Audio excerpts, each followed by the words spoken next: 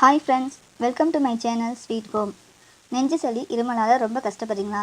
இதுக்கு ஒரு அருமையான எளிமையான வீட்டு மருத்துவம் இருக்குது. அதை எப்படி செய்கிறதுன்னு பார்க்கலாம். நெஞ்சு சளி இருமலுக்கான கஷாயம் செஞ்சு காட்ட போகிறேன். ரொம்ப ஈஸி, டக்குன்னு செஞ்சிடலாம். கஷாயம் வைக்கிறதுக்கு தேவையான பொருட்கள்: காய்ந்த திராட்சை 7 எடுத்துக்கோங்க. மிளகு 11 மிளகு எடுத்து தட்டி வச்சுருக்கேன். காட்டம் பிடிக்காதவங்க 7 மிளகு வச்சுக்கோங்க. மிளகுத்தூள் இருந்தாலும் யூஸ் பண்ணலாம். மிளகுத்தூளை விட மிளகு தட்டி வச்சிங்கன்னா நல்லா பவர்ஃபுல்லாக இருக்கும். மஞ்சத்தூள் 1/2 டீஸ்பூன் இந்த அளவு எடுத்துக்கோங்க. சித்திரத்தை நான் அரைச்சி வச்சுருக்கேன். அரைக்காததாக இருந்தால் ஒரு சிறு துண்டு வச்சுக்கோங்க. அரைச்ச தூள் இந்த 3 விரலால் எடுத்தால் எவ்வளோ வருமோ அந்த அளவு எடுத்துக்கோங்க. பனங்கற்கண்டு இனிப்புக்கு தகுந்த மாதிரி எடுத்துக்கோங்க. இப்போ எப்படி கஷாயம் வைக்கிறதுன்னு பார்க்கலாம். கடாயில் காய்ந்த திராட்சை போட்டு வறுத்துக்கலாம். காய்ந்த திராட்சை நல்லா கருக்க வறுக்கணும்.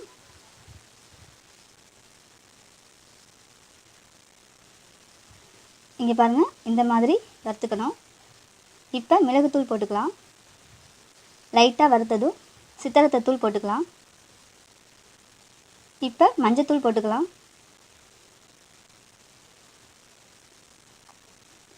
மஞ்சத்தூள் இந்த மாதிரி வறுத்ததும் அதில் ஒரு பெரிய கிளாஸில் 1 டம்ளர் தண்ணி ஊற்றணும். அது கொதித்து 1/2 டம்ளர் ஆனதும் ஆஃப் பண்ணிடலாம். தண்ணி கொதிச்சிருச்சு. இப்போ சிம்மில் வச்சு நல்லா கொதிக்க விடலாம். தண்ணி நல்லா கொதித்து 1/2 டம்ளர் ஆயிடுச்சு. இப்போ பனங்கற்கண்டு போட்டுக்கலாம்.